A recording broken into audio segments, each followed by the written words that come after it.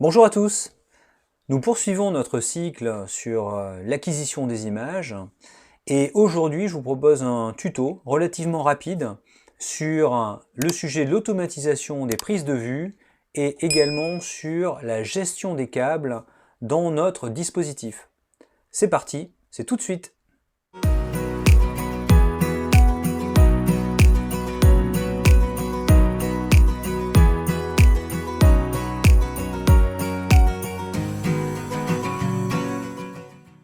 Alors une soirée d'astrophotographie du ciel profond, c'est une soirée qui est très longue. On va imager pendant longtemps, de manière à récolter un maximum de signal, améliorer notre rapport signal sur bruit. Et donc pour révéler finalement les objets qui sont très peu lumineux, qu'on souhaite photographier, on va avoir besoin de poser pendant très longtemps. Et donc cette soirée va être fractionnée par un grand nombre d'images unitaires qu'on va prendre et on va avoir un certain nombre d'opérations à effectuer. Il va falloir paramétrer notre série d'images unitaires et utiliser, on va dire, une forme d'intervallomètre, c'est-à-dire un outil, que ce soit un PC ou finalement une télécommande qu'on va brancher à notre appareil photo ou à notre caméra, qui va eh bien, exécuter photo après photo nos images, qui va lancer, on va dire, automatiquement les images qui seront prises. On va avoir besoin aussi d'effectuer des opérations de pointage vers la cible avec une méthode GoTo ou bien une méthode par astrométrie. Donc ça, on a vu ça lors du précédent tuto. Et puis potentiellement, si on a recours à l'autoguidage, eh bien lancer notre process d'autoguidage, démarrer la session, etc., etc. Donc on voit qu'il y a un certain nombre comme ça d'opérations à automatiser. Il ne s'agit pas de le faire nous-mêmes pendant toute la soirée. C'est pourquoi on va pouvoir s'appuyer sur des outils. Et Nina est en particulier un excellent outil pour jouer finalement le rôle de chef d'orchestre dans notre session d'astrophoto. Nina va nous permettre, on va dire, d'automatiser intégralement notre séquence, et ce jusqu'à des fonctionnalités extrêmement avancées, de façon à nous donner un maximum de confort. On va faire nos réglages, on va lancer notre session, et puis après on pourra aller se coucher, éventuellement se réveiller durant la nuit pour surveiller un petit peu où ça en est. Mais Nina va être vraiment aux commandes. Et donc là je vous présente une capture ici, et puis je pense que le mieux c'est de basculer directement sous Nina, ce sera plus vivant, qui regroupe les différentes fonctionnalités d'automatisation d'une séance de prise de vue par Nina. Je vous propose de basculer sur Nina, on va regarder exactement quelle forme ça prend. Alors j'ai ouvert Nina, et donc j'ai commencé à injecter un certain nombre de cibles dans mon séquenceur. On voit que j'ai M31, la galaxie d'Andromède, que je souhaite, à titre d'exemple, imager. Donc j'ai rentré un certain nombre de caractéristiques. Et j'ai pas envie de faire que ça pendant toute la soirée, j'ai envie de rajouter d'autres objets. Donc je vais vous montrer un petit peu comment on fait, et par là même comment on paramètre les différentes prises de vue qu'on va réaliser pour chacun des objets. La première étape, c'est d'aller sur notre atlas du ciel, qui est encore une fois quelque chose de très puissant dans Nina. Et par exemple, si je souhaite imager la galaxie du triangle, M33, je vais d'abord la rechercher, je tombe dessus et je vais l'envoyer dans mon assistant de cadrage. Donc là, j'ai effectivement M33 qui apparaît, je vais un petit peu zoomer, voilà. On voit que le cadrage n'est pas optimal. Pourquoi? Bon, parce que la longueur de la galaxie est plutôt sur cet axe-là, eh bien, j'ai plutôt envie de la faire correspondre avec soit une diagonale de mon capteur, soit la longueur de mon capteur. Donc j'ai plutôt envie on va dire, de régler un angle d'inclinaison qui est celui-là, ou bien celui-là, c'est au choix. Ça, c'est pas, il n'y a pas d'obligation. Allez, on va partir là-dessus, par exemple. Donc là, j'ai un cadrage qui est plus favorable. Donc là, j'ai un angle de rotation qui est à noter, c'est important, 70 degrés. Il faudra, quand je positionnerai ma caméra sur mon tube, eh bien, faire pivoter ma caméra de telle manière à ce que mon index de bague de caméra corresponde bien à la valeur angulaire de 70. Ça, j'avais expliqué tout ça en détail dans les précédents tutos, mais là, on s'y retrouve, c'est vraiment important quand on effectue le cadrage. et on va donc envoyer cette cible à la séquence. Donc j'ai envoyé ça sur le séquenceur standard, j'ai M33 qui apparaît en plus de M31, et là je commence à voilà, rentrer dans tout ce qui est automatisation de ma session donc d'astrophoto. Donc j'ai plusieurs zones qui vont apparaître. D'abord une zone qui va être dite intervallomètre. Donc là je vais spécifier combien de photos je veux. Par exemple, je sais pas, j'en veux une centaine. Je veux une centaine d'images. Je vais faire des pauses, à titre d'exemple, d'1 minute, hein, donc 60 secondes. Je vais donc demander à effectuer des prises de vue de light. Je pourrais donc des images brutes. Hein. Je pourrais tout aussi spécifier des flats, des darks, des bias, etc. Ici, ce sont des brutes. Je peux spécifier également un filtre. Hein. Si j'ai une roue à filtre, je peux avoir un filtre de luminance. Je peux avoir évidemment les couleurs, donc rouge, vert, bleu. Je peux aussi avoir des filtres à bande étroite. Je peux lui spécifier tout ça et il fera tourner en conséquence la roue à filtre. Donc encore une fois, quelque chose de bien automatisé. Et je peux aussi lui demander de faire du dithering. J'active le dithering, je lui demande de faire du dithering toutes les 3 expositions. Alors le dithering, qu'est-ce que c'est? Eh bien, Nina va effectuer des déplacements très légers en fait du centre du capteur, de quelques pixels. En général, on déplace le capteur de l'imageur principal d'une dizaine de pixels toutes les 3 prises de vue, et ce aléatoirement, de manière à ce que finalement on dérègle légèrement le cadrage, mais c'est vraiment extrêmement léger, donc ça ne se verra pas au niveau de la prise de vue, et ce qui fait qu'en fait, c'est pas toujours les mêmes pixels qui imageront exactement les mêmes zones de l'objet considéré. Ce qui fait qu'on va avoir une mutualisation de l'information de nos pixels qui améliorera tout ce qui est qualité de prise de vue. Hein. Le dithering, c'est vraiment, ça coûte rien et c'est vraiment très bien de le faire. Simplement en fait pour effectuer du dithering, il faudra donc passer par les fonctionnalités d'autoguidage et connecter ça en fait à notre paramétrer ça avec notre logiciel d'autoguidage. Donc si on fait pas d'autoguidage, on n'a pas accès en fait à ces fonctionnalités là. Donc voilà pour on va dire tout ce qui est spécificité d'intervallomètre. Ensuite, qu'est-ce qu'on va retrouver? On va retrouver ici notre objet donc M33 avec ses coordonnées, ascension droite, déclinaison. L'information sur la rotation de la caméra, la trajectoire céleste de l'objet avec son passage au méridien, là où il est le plus haut dans le ciel, et puis si on l'a rentré, là c'est pas le cas dans sur ce PC, mais si on l'a rentré, on peut avoir l'horizon personnalisé de notre site d'observation, ce qui nous permet de voir quels sont les obstacles visuels qu'on va avoir pendant la nuit.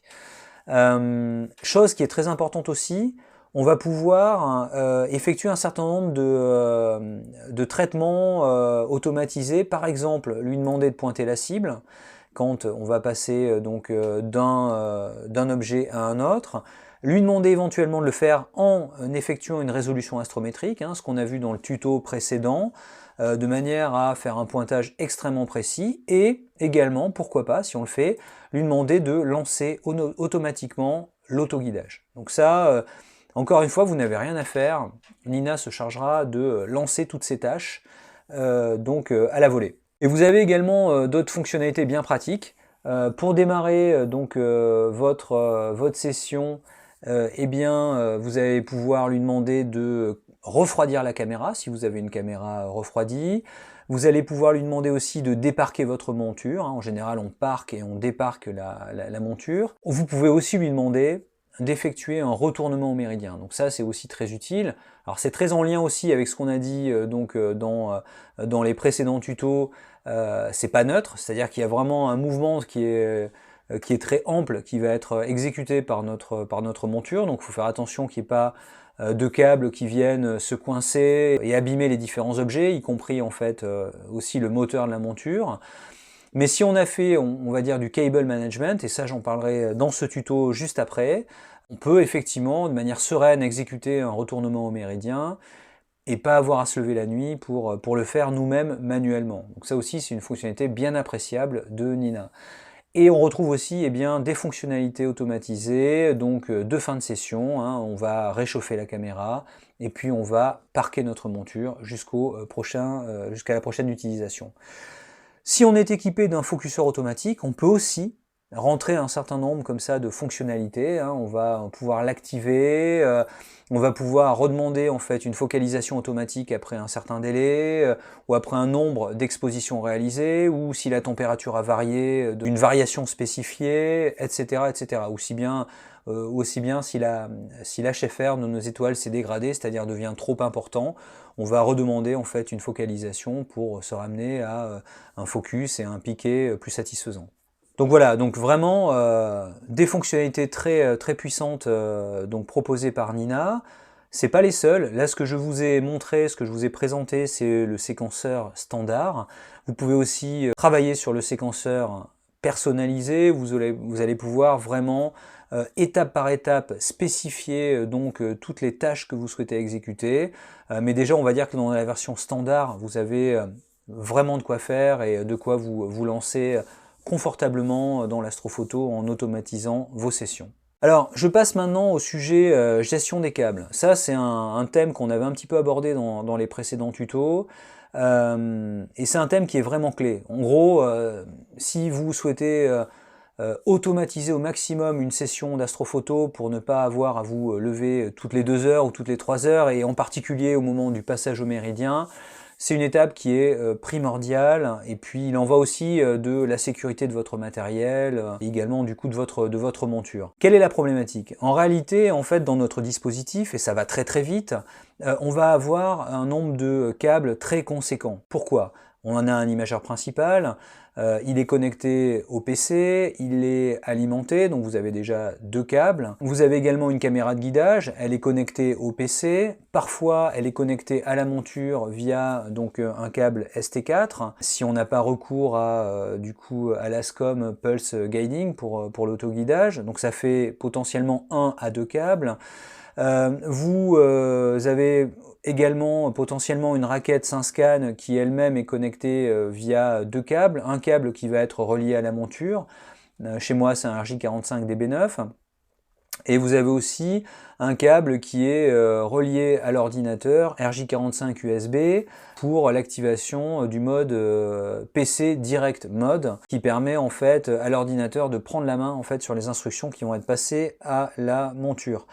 Donc on a également, last but not least, une alimentation de la monture, un câble. Donc en fait si on les ajoute, 3 x 2, 6 plus 1, 7, en fait on a déjà 7 câbles. Et encore là on n'a pas de roue à filtre, on n'a pas de focuseur automatique dans ce que j'ai indiqué, et ce qui rajoute mécaniquement encore plus de câbles. Donc les risques finalement, sur notamment toute une soirée d'astrophoto où on va d'une manière, dans le mouvement de la monture, on va faire énormément de chemin, la monture elle va changer beaucoup de configuration, hein. On va avoir des contrepoids qui vont pointer vers l'est au moment de passer au méridien, ensuite, clac, on va rebalancer notre monture, ils vont pointer vers l'ouest, la monture va finalement parcourir beaucoup de distances angulaires. Et dans ce chemin-là, eh bien, il y a des risques de coincer des câbles au niveau des contrepoids, au niveau de certains axes, et la monture continuant à entraîner va pouvoir parfois arracher certains câbles, va également détériorer son moteur d'entraînement, d'ascension droite. Donc vraiment, il faut faire très attention à ça.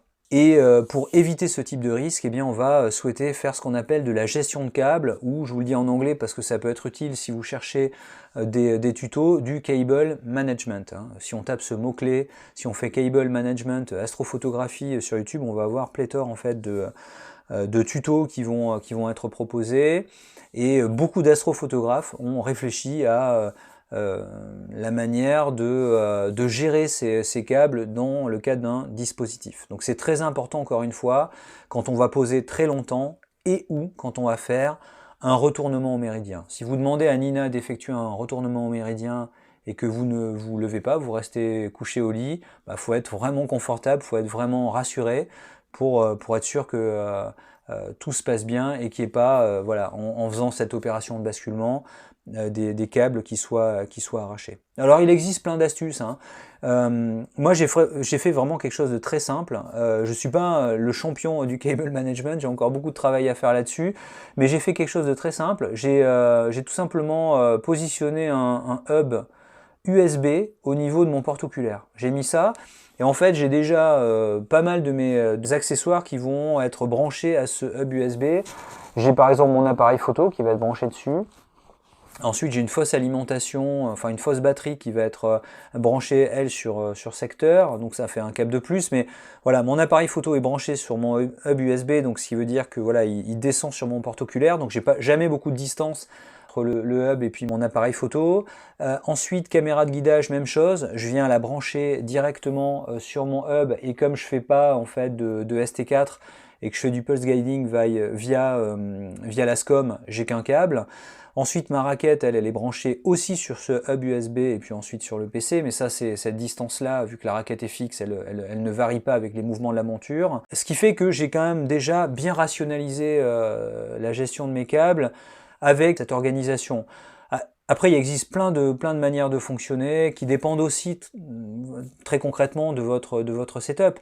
Si vous avez de l'Asier, l'Asier va beaucoup centraliser évidemment le branchement des accessoires autour du boîtier Asier, donc ce sera plus simple de faire du cable management, et aujourd'hui il y a beaucoup de tutos qui montrent du cable management autour de l'Asier. Vous pouvez aussi avoir recours à ce qu'on appelle des peignes. Vous avez des accessoires qui sont des peignes en plastique où vous allez tout simplement cranter vos différents câbles, et ce qui va vous permettre vraiment de gérer le chemin que vont effectuer vos câbles et pas les envoyer n'importe où. Donc ça, il y a pas mal d'astrophotographes qui ont recours à ce type d'accessoires, ça marche plutôt bien. Vous pouvez aussi plus manuellement, c'est la capture que j'ai faite, toutes les stratégies sont bonnes. Regrouper vos câbles dans une gaine générale qui va être une gaine souple qui va passer donc à l'arrière de votre télescope et qui va être connectée directement à votre PC. Il y a différentes stratégies qui vont chacune fournir de bons résultats. À vous de vous pencher aussi sur votre dispositif.